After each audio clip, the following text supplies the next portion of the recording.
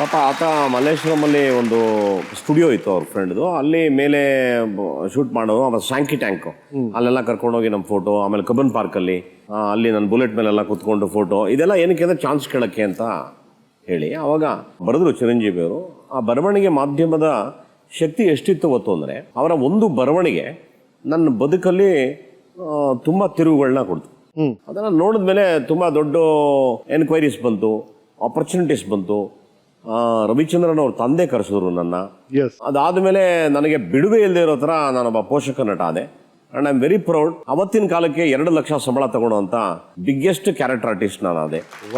ಅದು ನಿಲ್ಲಲೇ ಇಲ್ಲ, ನಡೀತಾನೆ ಇದೆ, ಇವತ್ತು ನಡೀತಾ ಇದೆ, ಯಾರೋ ನಡೆಸ್ತಾ ಇದ್ದಾರೆ, ನಡೀತಾ ಇದೆ. ರೈಟ್. ನಿಮ್ಗೆ ಮೊದಲನೇ ಸಿಕ್ಕಿದ್ದು ಸಿನಿಮಾ ಶ್ವೇತ ಗುಲಾಬಿಯಿಂದ. ನಿಮ್ಗೊಂದು ಮೊದಲನೇ ಹೀರೋ ಮಾಡಿದ್ದು 92ನಲ್ಲಿ, 91. 7 ವರ್ಷಗಳು ನೀವು 31 ಚಿತ್ರಗಳ ಮಾಡ್ತೀರಿ, ಪೋಷಕ ಪಾತ್ರಗಳು ಮಾಡ್ತಾ ಇರ್ತೀರಿ, ಬಹಳ ಕಷ್ಟಪಡ್ತೀರಿ, ಎಲ್ಲತ್ರ ಟ್ರೈ ಮಾಡ್ತಾ ಇರ್ತೀರಿ. ಅಫ್ಕೋರ್ಸ್ ಮೆಟ್ಲು ಒಂದೊಂದಾಗ ಹತ್ತಾ ಇದೀರಿ. ಆಗಿದ್ದ ನೋವುಗಳು, ಆ ಟೈಮಲ್ಲಿ ಆಗಿದ್ದ ಅವಮಾನಗಳು, ನೀವು ಒಂದ್ಸಲ ಶಾಂತಿ ಕ್ರಾಂತಿ ಶೂಟಿಂಗ್ ನಂತರ ನೀವು ಹೇಳಿದ್ರಿ, ನನಗೆ ಚೆನ್ನಾಗಿ ನೆನಪಿದೆ ಅವತ್ತು ನಿಮ್ಮ ಮನಸ್ಸಲ್ಲಿ ಇದ್ದಂತ ನೋವುಗಳು. ಆ ಹಂತ ಏನೇ ನೆನಪಿದೆ ಈಗ ತಿರುಗಿ ನೋಡಿದಾಗ ಜಗೇಶ್? ನಾನು ಇವತ್ತು ಕೂತ್ಕೊಂಡು ಯೋಚನೆ ಮಾಡಿದಾಗ ನನಗಾದಂಥ ಹ್ಯುಮಿಲೇಷನ್ನು ಎಲ್ಲರಿಗೂ ಆಗುತ್ತೆ. ಕರೆಕ್ಟ್. ಕಾರಣ ಏನು ಅಂದರೆ, ಈ ಜಗತ್ತಿನ ತತ್ವ ಏನು ಅಂದರೆ, ಗೆದ್ದಾಗ ಹುನರ್ ಆಗ್ತಾರೆ, ಏನೂ ಇಲ್ಲದಿದ್ದಾಗ ಗಮನಿಸೋದು ಇಲ್ಲ. ನಾವು ಯಾವತ್ತೂ ನಮ್ಮ ಗುರಿ ಹೆಂಗಿರಬೇಕು ಹೋದ್ರು, ನಾನು ಗೆಲ್ತೀನಿ, ಹುನರ್ ಹಾಕ್ಕೊಂಡೇ ಹೋಗ್ತೀನಿ ಅನ್ನೋ ಒಂದು ಛಲ ಯಾವತ್ತೂ ನಮ್ಮ ಮನಸ್ಸಿನಲ್ಲಿ ಇಟ್ಕೋಬೇಕು. ಆಮೇಲೆ ನಾನು ಹಿಂಗೆ ಆಗಬೇಕು ಅಂತ ಏನಾದ್ರು ಒಂದು ನಿರ್ಣಯ ಮಾಡಿದ್ರೆ ಅದಕ್ಕೆ ಬೇಕಾದಂಥ ಇಂಗ್ರೀಡಿಯೆಂಟ್ಸ್ನ ನೀವು ಸಂಪಾದನೆ ಮಾಡಬೇಕು, ತಯಾರಿ ಬೇಕು ಯಾವತ್ತೂ. ನಾನು ಏನೋ ಒಂದು ಆಗಬೇಕು ಜೀವನದಲ್ಲಿ, ನಾನು ಇದಾಗೆ ಆಗ್ತೀನಿ ಅಂತ ಅಂದ್ಬಿಟ್ಟು ಏನೂ ಅಭ್ಯಾಸ ಇಲ್ದಂಗೆ ಹೋಗ್ಬಿಟ್ಟು ಅಲ್ಲೋಗಿ ಮಾಡೋದ್ರೆ ಏನೂ ಆಗಲ್ಲ. ನಾನು ಪ್ರತಿಯೊಂದು ತಯಾರಾಗಿ ಹೋಗ್ತಾ ಇದ್ದೆ. ಬಟ್ ಏನಂದರೆ, ಅವತ್ತಿನ ದಿನ ಎಂತೆಂಥ ಅವಮಾನಗಳು ಮಾಡಿಬಿಡೋರು ಅಂದರೆ, ನಾನು ಎಲ್ಲರಿಗೂ ವಿನಂತಿ ಮಾಡ್ತೀನಿ, ದಯಮಾಡಿ ನಿಮ್ಮದು ನಡೀತಾ ಇರ್ತೀರಿ, ನೀವು ಅಪ್ಪರ್ ಹ್ಯಾಂಡ್ ಆಗಿರ್ತೀರಿ, ಯಾರಾದರೂ ನಿಮ್ಮ ಮುಂದೆ ಅಪ್ರೆಂಟಿಸ್ ಆಗಿ ಬಂದರೋ ಅಥವಾ ಕಷ್ಟ ಹೇಳ್ಕೊಂಬಂದರೋ ದುರಹಂಕಾರ ತೋರಿಸ್ಬೇಡಿ, ಅಪಮಾನ ಮಾಡಬೇಡಿ ಯಾರಿಗೂ. ಯಾರಿಗೂ ಗೊತ್ತು, ಒಂದಿನ ಬೇರೆ ಯಾರಾದರೂ ಆಗ್ಬಿಡ್ಬೋದು, ಏನೋ ಆಗ್ಬಿಡ್ಬೋದು ಅಂತ. ನನಗೆ ತುಂಬ ಬೇಜಾರಾಗ್ತಾ ಇದ್ದಿದ್ದು ಏನು ಅಂದರೆ, ನಾನು ಭೋಜನ ಪ್ರಿಯ, ನಾನು ಊಟ ಅಂದರೆ ತುಂಬ ಇಷ್ಟ. ನನಗೆ ಪ್ರೊಡಕ್ಷನ್ ಬಾಯ್ಸ್ಗಳು ಅವತ್ತಿನ ದಿನ ತುಂಬ ಅವಮಾನ ಮಾಡೋರು ಊಟ ಹಾಕೋದಕ್ಕೆ. ನಾವು ಉದಾಹರಣೆಗೆ ನಮ್ಮ ಕೆ ವಿ ರಾಜು, ನಾವು ಎಲ್ಲ ಈ ಥರ ಕೂತಿರ್ಬೇಕಾದ್ರೆ ತಟ್ಟೆ ಇಟ್ಕೊಂಡು, ನಾನು ಭಾಳ ಗೌರವಾನ್ವಿತ ತಟ್ಟೆ ಇಟ್ಕೊಂಡು ಕೂತಿದ್ದೆ. ಇಮಿಡಿಯೇಟಾಗಿ ಒಬ್ಬ ಪ್ರೊಡಕ್ಷನ್ ಬಾಯ್ ಬರ್ತಾನೆ, ಯಾವನ ನನ್ನ ಮಗನ ಇಲ್ಲಿ ಕೂರಿಸಿ, ಎದ್ದೋಗ್ರಿ ಆ ಕಡೆ, ಯಾವನ್ರಿ ನಿಮಗೆಲ್ಲ ಇಲ್ಲಿ ಬಂದು ಹೇಳಿದೆ ನಿಮಗೆ ಅಂತ ಬಾಯಿಗೆ ಬಂದಂಗೆ ಬೈದ್ಬಿಟ್ಟ ನನಗೆ. ನಾನು ಏನಾಯಿತು, ನನಗೆ ತುಂಬ ಅವಮಾನ ಆಗೋಯ್ತು ನನಗೆ. ಅಯ್ಯೋ ದೇವ್ರೆ, ಅವನು ಬನ್ನಿ ಈ ಕಡೆ ಅಂತ ಕಣ್ಣೋಡು ಕರೆದಿದ್ರೆ ಎದ್ದೋಗ್ಬಿಡ್ತಾ ಇದ್ದೆ, ನಾನು ಊಟ ಬೇಡ ಅಂತ ಹೇಳ್ಬಿಡ್ತಾ ಇದ್ದೆ. ಎಲ್ಲರೂ ಮುಂದೆ ಅವಮಾನ ಮಾಡ್ಬಿಟ್ಟಲ್ಲ ನನಗೆ. ನಾನು ಇನ್ನು ಜೀವನದಲ್ಲಿ ನನ್ನ ಕಾಲ ಮೇಲೆ ನಿಲ್ಲೋವರೆಗೂ ನಾನ್ ವೆಜ್ಜೇ ಮುಟ್ಟಲ್ಲ ಕಣ್ರಿ ಅಂತ ನನ್ನ ಮನಸ್ಸಿಗೆ ನಾನು ಶಬ್ದ ಮಾಡಿ 7 ವರ್ಷ ನಾನ್ ವೆಜ್ ಮುಟ್ಟಲಿಲ್ಲ.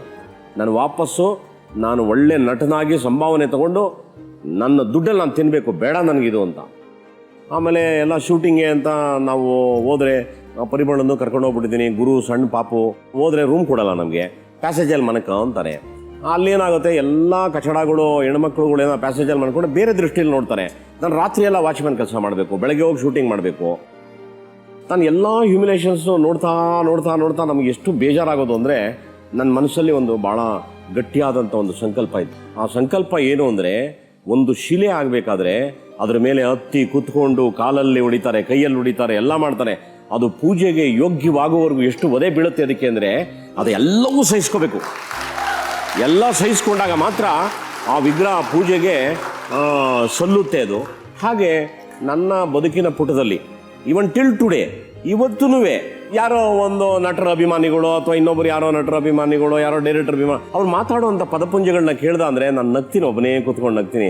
ಅಯ್ಯೋ, ನಿಮಗೆ ಬದುಕೇ ಗೊತ್ತಿಲ್ಲ, ಜೀವನದ ನಡೆಯೇ ಗೊತ್ತಿಲ್ಲ, ಉಪವಾಸ ಸ್ಪೆಲ್ಲಿಂಗ್ ಗೊತ್ತಿಲ್ಲ, ಅಪಮಾನದ ಬೆಲೆ ಗೊತ್ತಿಲ್ಲ, ಏನೋ 2 ಅಕ್ಷರ ಹಾಕಬೇಕು, ನಮ್ಮ ಬಾಸ್ ಗ್ರೇಟು, ನೀನು ಡಬ್ಬ, ಏನೇನೋ ಹಾಕೊಂಡು ಕಾಮೆಂಟ್ಸ್ ಮಾಡ್ತಾರಲ್ಲ, ಅವ್ರನ್ನ ನೋಡಿ ನಗ್ತಾ ಇರ್ತೀನಿ.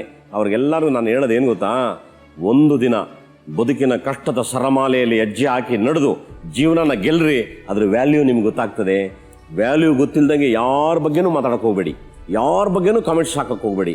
ನಿಮಗೆ ಲೈಫಿನ ತತ್ವ ಗೊತ್ತಾಗಬೇಕು. ಹಾಗೆ ನಾವೆಲ್ಲ ಅಪಮಾನದ ಸರಮಾಲೆಗಳಲ್ಲಿ ಬೆಳೆದವರು, ನಾವು ಅದರಲ್ಲಿ ಹತ್ತವರು, ಸಂತೋಷಪಟ್ಟವರು. ಹಾಗಾಗಿ ನನಗೆ ಏನು ಅನಿಸ್ಬಿಟ್ಟಿದೆ ಅಂದರೆ, the script has been already returned. ಎಲ್ಲೋ ಬರೆದುಬಿಟ್ಟಿದ್ದಾನೆ ದೇವರು, ನೀನು ಸುಮ್ಮನೆ ಹೋಗೋ ನಾಟಕ ಮಾಡ್ಕೊ ಬಾರೋ ಅಂತ ಹೇಳಿದ್ದಾನೆ. ನಾನು ನಾಟಕ ಮಾಡೋಕ್ಕೆ ಬಂದೀನಿ, ಹೆಜ್ಜೆ ಇಡ್ತಾ ಇದ್ದೀನಿ. ನನಗೆ ಯಾವುದ್ರ ಮೇಲೂ ನಂಬಿಕೆ ಇಲ್ಲ, ನನಗೆ ಯಾವುದ್ರ ಮೇಲೂ ವಿಶ್ವಾಸ ಇಲ್ಲ. ನನಗೆ ವಿಶ್ವಾಸ ಇರೋದೇನು ಅಂದರೆ, ಪ್ರೀತಿ ಅನ್ನೋ 2 ಅಕ್ಷರದ ಮೇಲೆ ಮಾತ್ರ ವಿಶ್ವಾಸ. ಕಡೆಯವರೆಗೂ ಪ್ರೀತಿಸ್ತಾ ಬಾಳ್ಬೇಕು. ಒಂದು ದಿನ ನಾವು ನಿರ್ಗಮಿಸಿದಾಗ ನಮ್ಮ ಪ್ರೀತಿಯ ಹೆಜ್ಜೆ ನೆನಪಾಗಿ ಬಿಟ್ಬಿಟ್ಟು ಹೋಗ್ಬೇಕು ಅಷ್ಟೇ.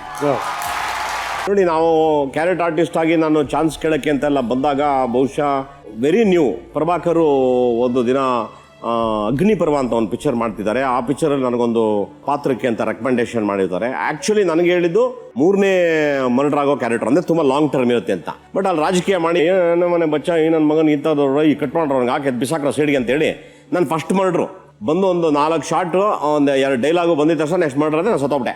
ಆ ಥರ ಒಂದು ಪಾತ್ರಕ್ಕೆ ಶಿಫ್ಟ್ ಮಾಡಿಬಿಟ್ರು. ನಂಗೆ ತುಂಬ ಸಂಕಟ ಆಗೋಯ್ತು. ನನಗೆ ನಾನು ಜಗಳ ಮಾಡಿದೆ ಇವಾಗ, ಸರ್ ನಂಗೆ ಹೇಳಿದ್ದು ಬೇರೆ ಪಾತ್ರ, ನಂಗೆ ನೀವು ಬೇರೆ ಪಾತ್ರ ಹಾಕ್ಬಿಟ್ಟಿದ್ದೀರಿ ಅಂತ ನಂಗೆ ತುಂಬ ಬೇಜಾರಾಯಿತು. ಅವಾಗ ಪ್ರಭಾಕರ್ಗೆ ಹೇಳಿದ್ರು, ಸರ್ ಅವ್ನು ತುಂಬ ಟ್ಯಾಲೆಂಟೆಡ್ ಸರ್ ಅವನು, ಅದಕ್ಕೆ ಅವ್ನಿಗೆ ಅಷ್ಟು ಕೋಪ ಬರ್ತಾ ಇದೆ ಅಂತ. ಅವ್ನು ನಂಗೆ ಕೇಳಿದ್ರು, ಟ್ಯಾಲೆಂಟ್ ಅಂದರೆ ಏನೋ ಮಾಡ್ತೀಯ ನೀನು ಅಂತ. ಸರ್ ಅವನು ಆಡ್ತಾನೆ, ಮಿಮಿಕ್ರಿ ಮಾಡ್ತೀಯ, ಆಮೇಲೆ ಮಾಡು ಅಂತಂದಾಗ ನಾನು ಅವ್ರ ಮುಂದೆ ಮಿಮಿಕ್ರಿ ಮಾಡಿದಾಗ ಈ ಪ್ರಾಮಿಸ್ಡ್ ನೆಕ್ಸ್ಟ್ ಪಿಕ್ಚರ್ ನೀನು ಬಾ, ನಾನು ಭಾಳ ದೊಡ್ಡ ರೋಲ್ ನಿನಗೆ ಕೊಡ್ತೀನಿ ಅಂತ ಹೇಳಿದ್ರು. ಅದಾದ್ಮೇಲೆ ನಾನು KV ರಾಜು ಅವ್ರ ಹತ್ರ ಹೋಗಿ ಜಗಳ ಮಾಡಿದೆ, ಈ ಥರ ಹಿಂಗೆಲ್ಲ ಆಯಿತು ಅಂತ. ಅದಾದಾಗಲೇ KV ರಾಜು ಅವರು ನಂಬಲಿಲ್ಲ. ನಾನು ಹೇಳಿದ್ಮೇಲೆ ಆ ರೋಲ್ ನಿನಗೆ ಕೊಡಬೇಕಾಯ್ತು, ನಿಂಗೆ ಕಟ್ ಮಾಡಿದಾರ ಇಲ್ವಾ ನಾನು ಡಬ್ಬಿಂಗಲ್ಲಿ ನೋಡಿ ಡಿಸೈಡ್ ಮಾಡ್ತೀನಿ ಅಂತ. ಡಬ್ಬಿಂಗಲ್ಲಿ ಬಂದು ನೋಡಿದ್ರು, ಹೌದಾ ಕಟ್ಟೆ ಮಾಡ್ಯಾರೆ ಅದಲ್ಲ ನೀವು ಹೇಳಿ ಅದೇ ಹೇಳಿದ ಫರ್ಗ್ಯಾಟ್ ಅಂತಂದ್ರು. ನೆಕ್ಸ್ಟ್ ಕಟ್ ಮಾಡಿದ್ರೆ ಒಂದು ಫಿಲಮ್ ಸ್ಟಾರ್ಟ್ ಆಗುತ್ತೆ. ಆ ಫಿಲಮಲ್ಲಿ 2 ಭಾಳ ಪ್ರಮುಖವಾದ ಪಾತ್ರ ರವಿಚಂದ್ರನ್ ಅವ್ರ ಜೊತೆ. ಆ 2 ಪಾತ್ರ ಯಾರು ಯಾರು ಯಾರು ಅನ್ನೋ ದೊಡ್ಡ ಯಕ್ಷ ಪ್ರಶ್ನೆ. ಅದರಲ್ಲಿ ರಮೇಶ್ ಅವರು ಫಿಕ್ಸ್ ಆಗ್ಬಿಡ್ತಾರೆ ಒಂದು ರೋಲ್ಗೆ. ರಮೇಶ್ ಫಿಕ್ಸ್ ಆಗೋದು, ಬೆಳಗವನೆ ಅಂತ ಅವನು ಕೊಟ್ಬಿಟ್ರು, ಕರ್ಗವನೆ ಅಂತ ನಮ್ಮನ್ನ ಬಿಟ್ಬಿಟ್ರಿ ಅಂತ ನಾನು ಒಳಗಡೆ ಕೊರಗ್ತಾ ಇದ್ದೆ. ಇನ್ನೊಂದು ಪಾತ್ರ ಮಳೆಯಲ್ಲಿ ಮರ್ಡರ್ ಆಗೋ ಪಾತ್ರ ಬರುತ್ತೆ. ಅದು ಯಾರು ದೊಡ್ಡ ಚರ್ಚೆ ನಡೀತಾ ಇದೆ. ಲಾಸ್ಟ್ಗೆ ಒಂದು ಹಿಂಟ್ ಕೊಟ್ಟಿರ್ತಾನೆ ನಮ್ಮ ಹುಡುಗ, ಗುರು ಕ್ಯಾರಮ್ ಬೋರ್ಡ್ ಆಡೋ ಸೀನಲ್ಲಿ ಯಾರು ಫಸ್ಟ್ ಪಾನ್ ಹೊಡಿತಾನೆ ಅವನೇ ಆ ರೋಲು ಬರ್ದಿಕೊಂಡಿರೋ ಮೈನಲ್ಲಿ ಅಂತ ಅಂದ್ರು. ಸರಿ, ನಮ್ಮನ್ನೆಲ್ಲ ಕೂರಿಸ್ಬಿಟ್ರು, ಹ್ಯಾಪಜಾರ್ಡಾಗಿ ಎಲ್ಲೆಲ್ಲೋ ಕೂರಿಸಿದ್ರು. KV ರಾಜು ಅವ್ರು ಬಂದರು. ಕಾನಿಷ್ಕಾ ಹೋಟ್ಲು ಪಕ್ಕದಲ್ಲಿರುವಂಥ ಒಂದು ಮಠದಲ್ಲಿ ಶೂಟಿಂಗು ನೋಡಿದ್ರು. ಹಿಂಗೆ ಇಲ್ಲಿ ಕ್ಯಾಮ್ರಾ, ಜಗೆ ಬಾಬಾ ಅಂತಂದರು. ಶಿಫ್ಟು ಅಲ್ಲಿ ಒಂದು ಹೊಸ ಆಶಾಭಾವನೆ ನನಗೆ, ಏನೋ ನಮಗೇನೋ ಆಗ್ತಿದೆ ಅಂತ. ನೆಕ್ಸ್ಟ್ ಕಟ್ ಬೇಡ ಫಸ್ಟ್ ಪಾರ್ಟ್ ನೋಡಿಯಾ ಅಂತಂದ್ರು. ಅಷ್ಟೇ ಮುಗಿದು ನಾನು ಫಿಕ್ಸ್ ಅಂತ ಗೊತ್ತಾಯ್ತು.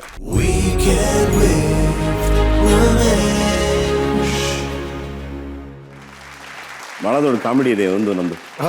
ಹೇಳಿ ಸರ್, ಕಾಯ್ತಾ ಇದ್ದೀವಿ. ಏನಂದರೆ ಪಾಪ ನನ್ನ ಹತ್ರ ಅವಾಗಷ್ಟೇ ಹೊಸದಾಗಿ ಫೋನ್ ಬಂತು. ಇವನು ವೈಟ್ ಹಾರ್ಸ್ ಅನ್ನೋ ಲಾಡ್ಜಲ್ಲಿ ಇದ್ದ. ಇವನು ನನಗೊಂದು ದಿನದ ಕೆಳಗೆ ಒಂದು ಕಥೆ ಹೇಳಿದ್ದ. ಮರಯ್ಯ ನೋಡೋ ಅಲ್ಲಿ ಒಂದು ಮರ್ಡರ್ ಆಗ್ಬಿಟ್ಟಿತ್ತು ಮರಯ್ಯ, ಅದು ನಾನು ನೋಡ್ಬಿಟ್ಟು ಭಯ ಆಗೋಯ್ತು ಮರಯ್ಯ ಅಂತ ಹೇಳಿದ್ದ. ನನಗೆ ಅದು ಮೈಂಡಲ್ಲಿತ್ತು, ಇವನಿಗೆ ಆಟ ಆಡಿಸ್ಬೇಕಲ್ವಾ, ಮಿಮಿಕ್ರಿ ಮಾಡೋಕ್ಕೆ ಗೊತ್ತಿತ್ತು. ಇಮಿಡಿಯೇಟಾಗೆ ಇವ್ರು ಫೋನ್ ಮಾಡಿ ಪಾಟೀಲ್ ಇದ್ದಾರೆ ಕರೀರಿ ಅಂದೆ. ಯಾರು ಅಂತ ಕೇಳಿದ್ರು, ಮಲ್ಲೇಶ್ವರಂ ಸ್ಟೇಷನಿಂದ ಅಂದ. ಆಮೇಲೆ ಇವನು ಸಾರ ಅಂತ ಅಂದ. ಏನ್ರಿ ನಿಮ್ಮ ಹೆಸರು ಅಂತಂದೆ. ಪಾಟೀಲ್ ರೀ ಅಂತ ಅಂದ. ಏನ್ರಿ ಮಾಡ್ಕೊಂಡಿದ್ರಿ ಅಂತಂದೆ. ಸರ್ ನಾವು ಆರ್ಟಿಸ್ಟ್ ರೀ. ಏನು ಪೇಂಟಿಂಗ್ ಹೊಡಿತೀರಾ? ಇಲ್ರಿ ನಾವು ಫಿಲಮ್ ಆ್ಯಕ್ಟ್ರಿ ಅಂದೆ. ಇಲ್ಲಿ ಇದ್ರ ಹತ್ರ ಒಂದು ಮರ್ಡರ್ ಆಯ್ತಲ್ಲ, ಅದ್ರ ಬಗ್ಗೆ ನಿನಗೊಂದು ಎನ್ಕ್ವೈರಿ ಮಾಡಬೇಕು. ಜೀಪ್ ಎತ್ಕೊಂಡೋಗಿ ಹಾಕೊಂಬನ್ರಿ ಅವನ್ನ ಅಂದೆ. ಕಟ್ ಮಾಡಿದ್ರೆ ಇವನು ಬ್ಯಾಗಲ್ಲಿ ಬಟ್ಟೆ ಗಿಟ್ಟೆ ಎಲ್ಲ ಹಾಕೊಂಡೆ ವಾಟ ಕಿತ್ತು ಓಡೋಗ್ಬಿಟ್ಟವನೆ.